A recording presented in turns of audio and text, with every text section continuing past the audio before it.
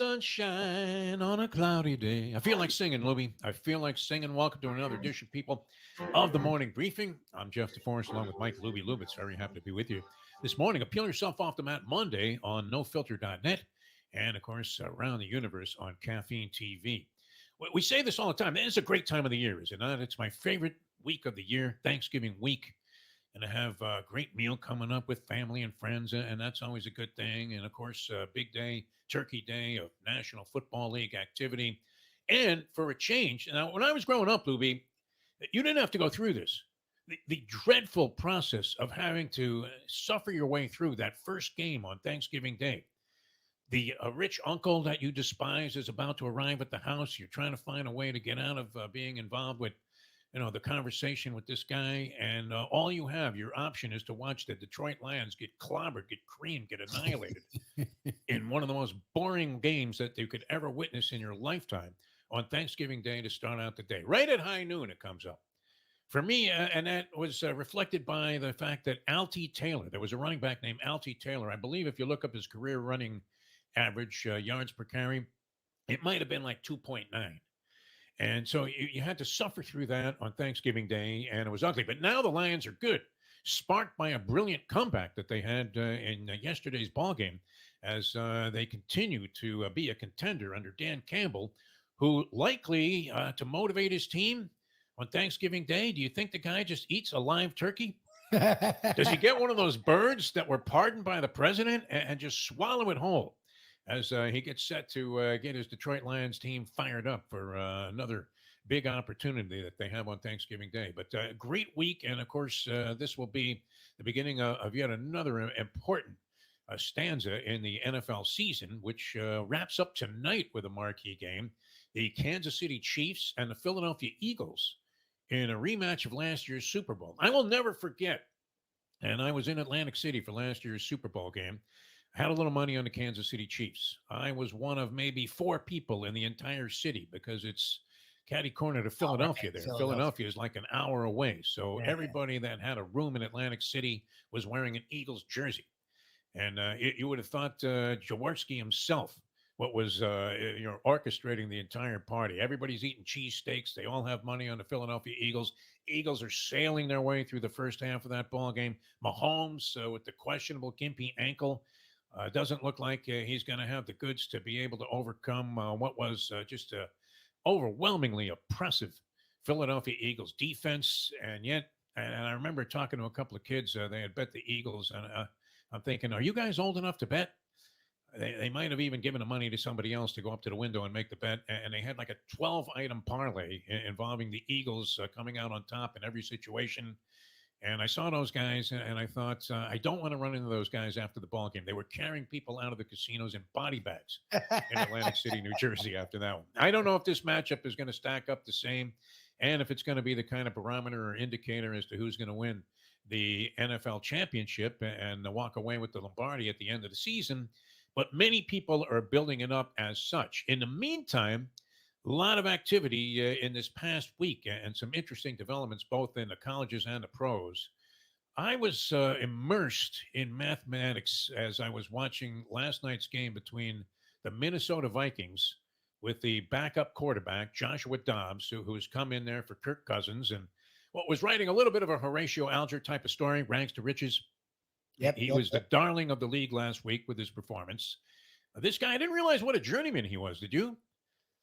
This guy was more of a carpetbagger than Larry Brown was when he was an NBA coach. He'd been on like 7 different teams, been in the league a long, long time. He acquitted himself very well last week in the last couple of weeks after Cousins went down, and people thought Minnesota's season was going to go up in smoke. Minnesota came into this game last night against Denver on the road, having won 5 straight, which was somewhat remarkable. So you thought, wow, this was a team given up for dead. They lose their quarterback. This kid comes in there, lights a spark, ignites a flame. And they're in a commanding position there against the Denver Broncos late in the ball game. And sure enough, it became a battle of mathematical permutations. What we say this frequently here on this show, never lay points. Repeat after me, Lubie. Never lay points. Minnesota getting 2.5 in this ball game against the Denver Broncos. The Broncos look to be done. Russell Wilson is strong. Boy, does he throw a ball as if it had a gyroscope in it?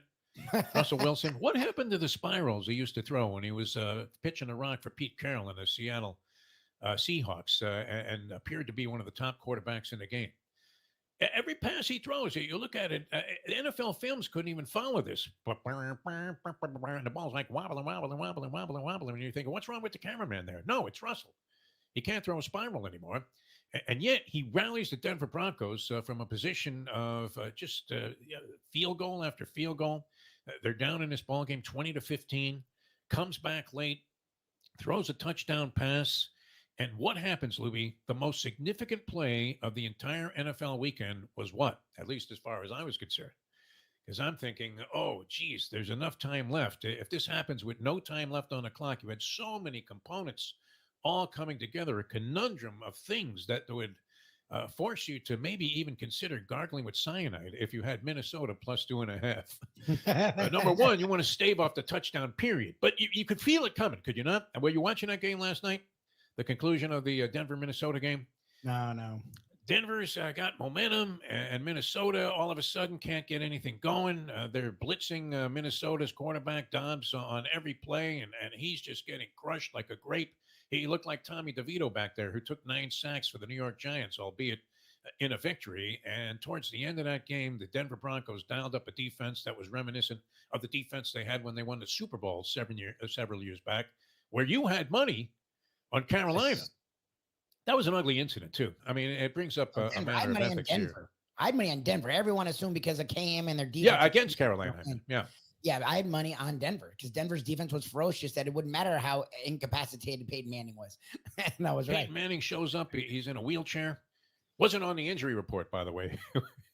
It was very much like looking at the Cincinnati Bengals and Joe Burrow, where, the guy comes in a body cast and somehow wasn't listed on the injury report. David Portnoy is suing, thinking about, I guess it was just a move to get publicity. I don't know if you could get any traction on this particular lawsuit. It sounds like something Rudy Giuliani would bring up, but was going to sue for his $120,000 wager on the Cincinnati Bengals, saying that they did not disclose that Joe Burrow was banged up. And there's a Zapruder film video of this guy getting off the bus there, and he could barely even walk. And that was the case with Peyton Manning in that game. But and the story goes, Lubie and I are out in Las Vegas, and it was the occasion, I guess, what was that? We were out there because we were out in a Radio Row somewhere nearby, like in Arizona. San Francisco, there was Radio Row. And this was the weekend of my wedding? Was that Super Bowl? Yes. Oh, my God. So we're out there, and we were being treated by a guy who was pretty wealthy to a private screening of the Super Bowl while in Las Vegas in the Palm restaurant. Lubie is sucking down 5-pound Maine lobsters. Lobsters, filet. Yeah, it was ridiculous. They're actually drawing a little caricature of you, and they're going to hang it on the wall because they think that you're such a big shot. They didn't realize, what movie was he in? How do we not notice that this guy was a big shot? Meanwhile, you have like $10 on the Denver Broncos. And the host of this party, a guy that we know as the Duke, he had like 20 grand on the Denver Broncos, thinking the Broncos couldn't lose this. I mean, on the Carolina Panthers, thinking the Panthers couldn't lose this game. I sound like Freddie Pacheco, where I'm juxtaposing the two fighters here. Smith with a knockout there. No, that was Jones, Freddie. Call a lot of fights with the fight talk. Anyway, we all know that Denver prevailed in this ball game. And you were screaming like a maniac while you were eating this guy's free food, which was very expensive for him and free for you. And you're screaming, yeah. And I just wanted to give you the $20 that you were going to end up cashing that ticket for, just to shut the fuck up. But that's protocol. In this case, I'm screaming at the TV because you're trying to do a zillion different mathematical permutations. Okay, well, if they score with like less than 10 seconds to go, do they go for 2 in that spot, fearing a field goal? As they were going to be up 1 point, the Denver Broncos. They went up 1 point. But the biggest play of the game came on the 2-point conversion, where huge monetary swings took place.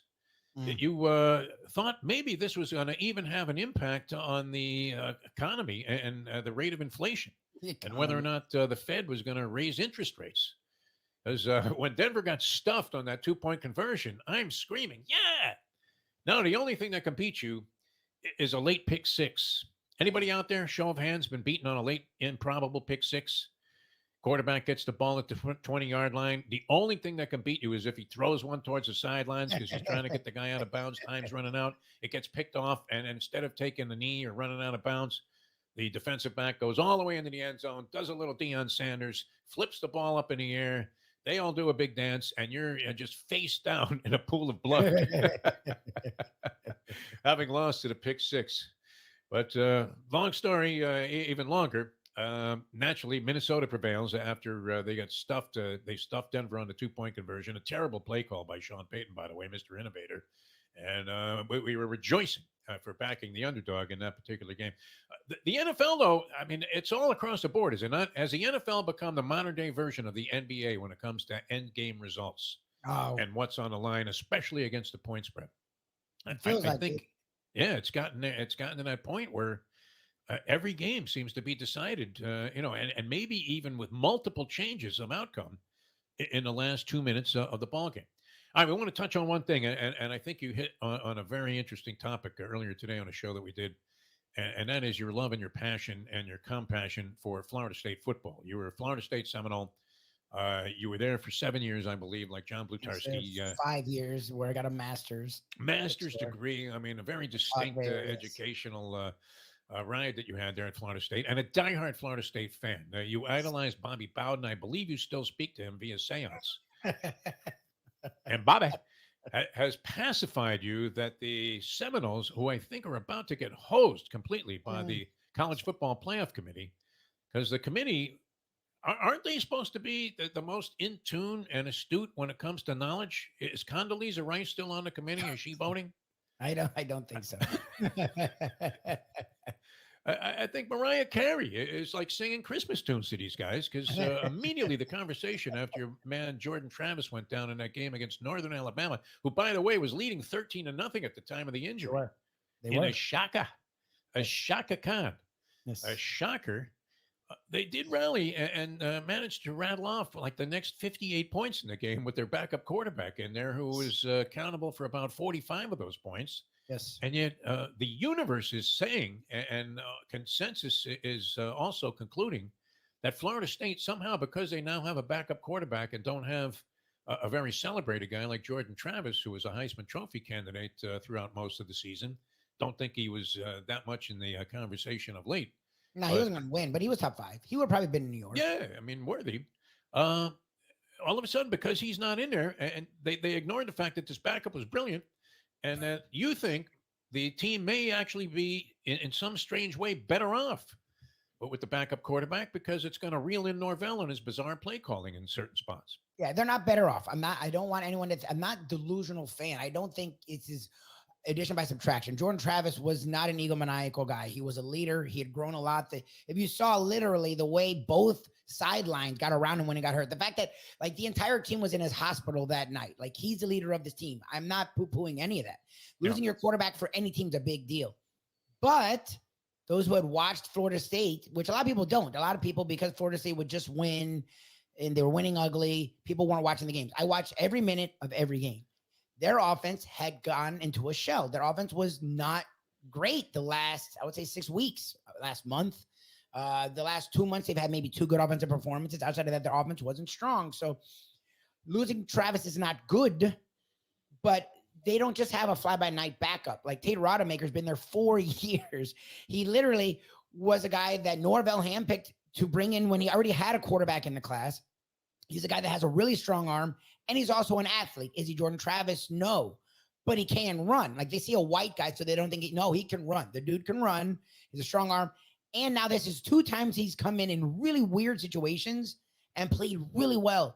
And the team rallied around him. And they didn't do that. Well, we're just going to run and throw 2-yard dinks. No, like they do the same offense. Because again, he's been there 4 years. This is an offense that Norvell has catered to not only Travis, but Rodemaker. He, by most accounts, will be the quarterback next year.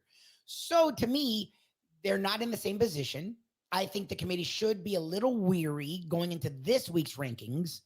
But the fact that they put up 45 with them, 58 this Saturday, the fact that they do play the Gators and Louisville, he will get a chance to show, and they will get a chance to show what they can do. So you're more up in arms than I am. Look, Washington's played well enough. If you want to put them ahead, fine. 1 week, I don't give a shit. Michigan and Ohio State will play each other. It'll work itself out. It's up to Florida State to show, look, you don't believe in us? Okay. If Florida State wins the next 2 games and is 3-0 under Tate Rodemaker, they will be in the playoffs. And that's all you can do. That Fugazi schedule Michigan played On their schedule sucks. Sort of surfaced to be a haunting stat. I believe the teams besides Penn State and Maryland that they played prior in their first 9 games had a combined record of something like 42 and 53. Unimpressive, not overwhelmingly so against Penn State, Harbaugh not being there notwithstanding. And then against Maryland in a dicey situation where they were in a position to even lose, and yet nobody's talking about discounting them. Ohio State, in the meantime, has outscored its last 4 opponents along the lines of 132 to 30, and has clobbered all of them. So you would think, as 4-point underdogs, that might loom. I don't know. The game's at the big house, which is always a little bit of trouble. I haven't gone to the big house there. But might loom as large of a gift as UCLA was over USC. Yes. This past weekend, which all of our handicappers gave out, and I think we gave you on Friday, as a unanimous choice of all of the guys that we listen to that we think have a little bit of an edge and some insight into handicapping. And sure enough, I mean, it was never a contest. Caleb Williams, I don't know, is he losing his stature as the number 1 overall pick? Possibly. It's a little shaky. Drake Mays played pretty well. I like the kid Penix a lot. That people, because he's older, aren't giving him credit. I think he'll be the number 1 pick, but he's not the slam dunk he once was. All right, do a little research. Getting back to the pros for just a second, and see if I'm right about this. That the last New York Jets touchdown was scored by Matt Snell in Super Bowl 3. I can tell you you're wrong. There's a handoff. Oh, Joe Willie gives it to Snell, and he trots in there. Can you believe that? Bubba Smith was pancaked by Sherman Plunkett. Super Bowl 3. Remember Joe with his 2 fingers in the air there after the victory? He promised the victory, guaranteed it, and that led to a series of hideous guarantees subsequent to that, none of which actually came to fruition and manifested themselves in truth. All right. Interesting weekend all the way around. Great being with you here on the morning briefing on nofilter.net for Mike Lubie Lubitz, a very passionate Mike Lubie Lubitz today. I thought he would be despondent. I thought that we were going to have to send paramedics to his house last night after 2 nights ago when that went down with Florida State. Look, if they had struggled in that game, I would have been. Yeah. And I get it's North Alabama, but look, whoever they played this year, they look the same way. Whether they play outside of LSU, they played everyone the same way. So they're down 13-0. It is what it was. I mean, yes. The guy came in, played pretty strong. So I'm like, all right, it's 2 games. He looked pretty good. We'll see. We'll see what they can do. Louisville and Florida both beatable for this team. So maybe you being so warmly pacified about their position is justified. I just don't think they would drop them out of the top 4 if it was Bobby Bowden coaching. This wouldn't happen to Alabama if they had a game like that and lost their starting quarterback. You think Nick Saban would put up with this for 1 second? There would be rat poison, my friends. Rat poison. All right. Going to be a great week here. A short week on the morning briefing as we'll be with you through Wednesday. And then my favorite holiday of the year, Thanksgiving. I hope everybody's getting set for just a beautiful time. We'll keep you posted on all the developments in sports the rest of the week through Wednesday. And thanks so much for tuning in. For Mike Lubie Lubitz, I'm Jeff DeForest. Thanks for joining us for today's edition, a Peel Yourself Off the Mat Monday edition of the Morning Briefing.